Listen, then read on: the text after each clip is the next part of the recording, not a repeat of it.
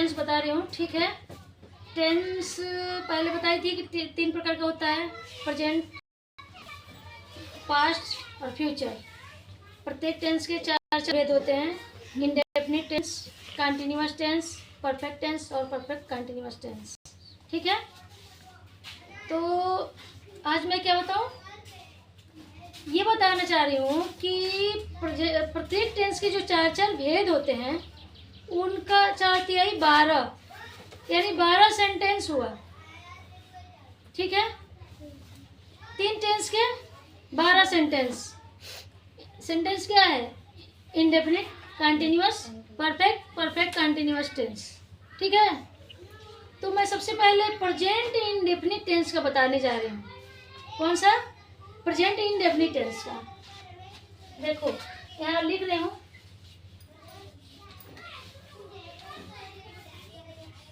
Present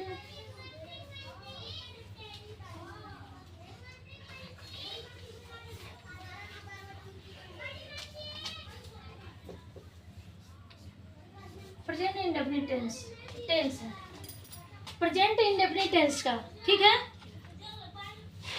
present indefinite tense कैसे जानोगे? तो प्रेजेंट इंडेफिनिट टेंस की पहचान कैसे पहचानोगे कि ये प्रेजेंट इंडेफिनिट टेंस है, ठीक है। देखो, जिस वाक्यों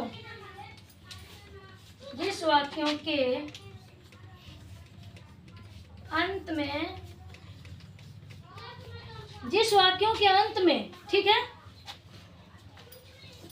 यदि ता है, ती है, ते हो,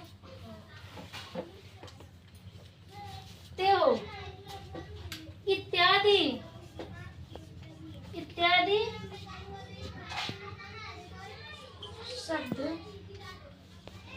शब्द आते हैं। जिस वाक्यों के अंत में ता है, ती है, ते हो इत्यादि शब्द आते हैं उसे प्रेजेंट इंडेफिनिट टेंस कहते हैं। क्या कहते हैं? उसे प्रेजेंट इंडेफिनिट टेंस कहते हैं। तो शब्द क्या है?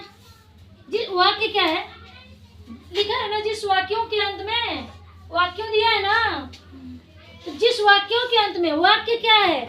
वाक्य है जैसे वह जाता है, क्या है? वह जाता है, ये क्या है? वाक्य है। वह जाता है, वह आती है, यह खाता है, वह पीता है, वह दौड़ता है। वो भी देख लो कि प्रेजेंट इंडेफिनिट टेंस के सिंगुलर है वाक्य है ये।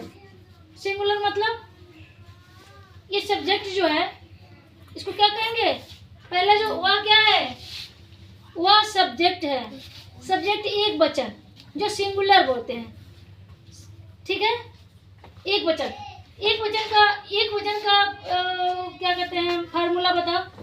एक वचन का फार्मूला होता है, यहाँ पे मैं लिख दे रही हूँ, एक वचन का फॉर्मूला।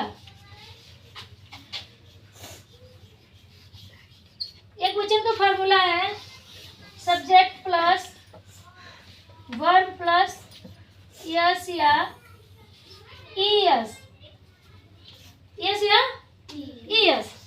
ये एक वचन का फॉर्मूला है। एक वचन यानी सिंगुलर, ठीक है। सिंगुलर एक वचन का फॉर्मूला है subject plus verb plus yes या ईएस। एक वचन जैसे लिखे हो तुम लोग, वह जाता है, वह जाता है, एक वचन है ना। एक वचन का सब्जेक्ट क्या क्या होता है? एक वचन का सब्जेक्ट क्या क्या होता है? मैं तुम लोग से बताई हूँ ना। एक वचन का सब्जेक्ट होता है वह या किसी एक का नाम, वह या किसी एक का नाम एक वचन है, ठीक है। सिंगुलर वर्ड है, एक वचन। तो यहाँ पे वह दिया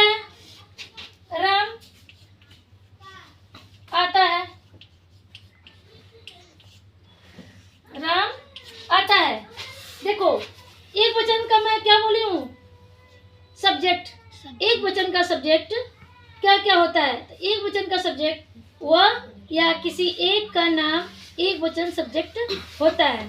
फॉर्मूला भी मैं लिखवा दी हूँ, तो वह जाता है का, मैं ट्रांसलेशन बता रही हूँ, वह जाता है का सब्जेक्ट इसका क्या है? सब्जेक्ट क्या है? वह जाता है का सब्जेक्ट क्या है? वह सब्जेक्ट है, और जाता है जो दिया है, जाता ये वर्ब है।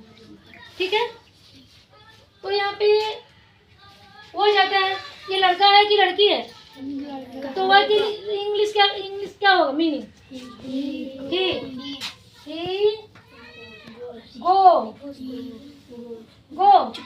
ही गो, एक वचन के लिए ही गो, उसमें यस जोड़ा जाएगा या ई यस जोड़ा जाएगा, कैसे मालूम होगा?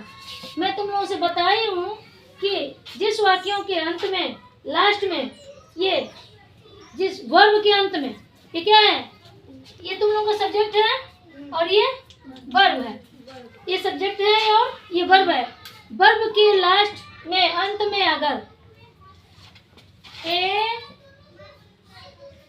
आई ओ यू, अगर ये चार को अच्छा आते हैं किसके?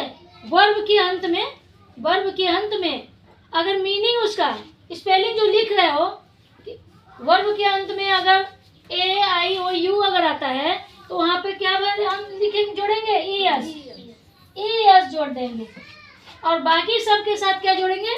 केवल यस। जैसे राम आता है, राम सब्जेक्ट है ना, राम सब्जेक्ट है, तो राम का स्पेलिंग लिख लो, राम आता का, आता क्या होगा? कम।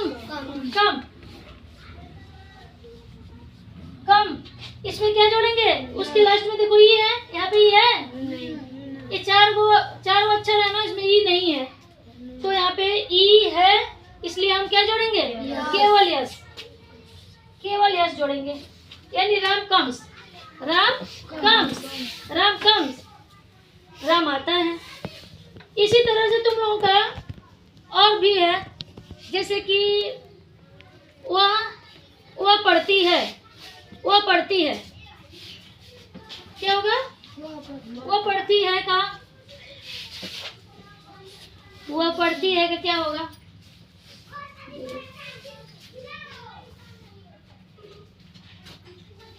अब मैं तुम लोगों को, ये तुम लोग तुम लोग को समझ में आ गया ना? अब देखो मैं यहाँ पर और बता रही हूँ,